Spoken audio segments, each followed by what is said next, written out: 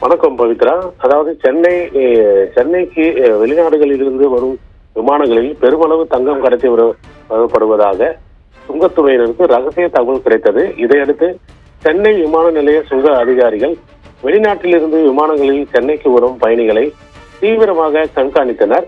இந்த நிலையில் துபாயில் இருந்து சென்னை வந்த தனியார் விமான பயணிகளை அதிகாரிகள் கண்காணித்த போது சென்னையை சேர்ந்த 30 வயது மதிக்கத்தக்க ஆண் பயணி ஒருவர் துபாய் சுற்றுலா பயணியாக சென்றுவிட்டு இந்த விமானத்தில் திரும்பி வந்தார். அவர் மீது சந்தேகம் ஏற்பட்டது. அவர் அணிந்திருந்த ஷூக்களை கழற்றி பரிசோதித்தனர். 2 ஷூக்களிலும் வைக்கப்பட்டிருந்த மிதியடிகளை எடுத்து பார்த்தனர்.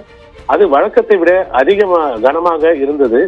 எனவே அந்த ஷூக்களை மிதியடிகளை பிரித்து பார்த்தபோது அதனுள் தங்க பசை மறைத்து வைத்திருந்ததை கண்டுபிடித்தனர். அதில் 1 கிலோ 300 கிராம் தங்க பசை இருந்தது. அதன் சர்வதேச மதிப்பு ரூபாய் 85 லட்சம். இதையடுத்து தங்க பசை பறிமுதல் செய்து சுங்க அதிகாரிகள் நூதன முறையில் ஷூக்களின் மிதியடிக்குள் மறைத்து தங்கத்தை கடத்தி வந்த சென்னையை சேர்ந்த பயணியை சுங்க அதிகாரிகள் கைது செய்து மேலும் விசாரணை நடத்தி வருகின்றனர். இதற்கிடையே சென்னையை சேர்ந்த 40 வயது மதிக்கத்தக்க பெண் பயணி ஒருவர் சுற்றுலா பயணியாக தாய்லாந்து நாட்டுக்கு சென்று விட்டு இந்த விமானத்தில் திரும்பி வந்தார். அவர் மீது அதிகாரிகளுக்கு சந்தேகம் ஏற்பட்டது. அவரை நிறுத்தி விசாரித்தனர். அதோடு அந்த பெண் பயணியின் உடைமைகளை சோதித்தனர். அதற்குள் 350 கிராம் எடையுள்ள தங்க செயின்கள் மற்றும் வளையல்கள் இருந்ததை கண்டுபிடித்தனர். ஆனால் பெண் பயணி அவைகளை கவரிங் நகைகள் என்று கூறினார்.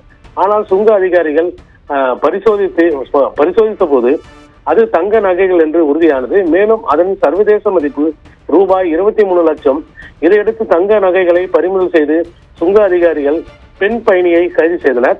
சென்னை விமான நிலையத்தில் சுங்க அதிகாரிகள் நடத்திய சோதனையில் ஒரே நாள் இரவில் துபாய், தாய்லாந்து நாடுகளில் இருந்து சென்னைக்கு கடத்தி கொண்டு வரப்பட்ட 1,08,00,000 மதிப்புடைய தங்கம் பறிமுதல் செய்யப்பட்டதோடு ஒரு பெண் பயணி உள்பட 2 பேரை கைது செய்து தற்போது விசாரணை மேற்கொண்டு வருகின்றனர். பவித்ரா.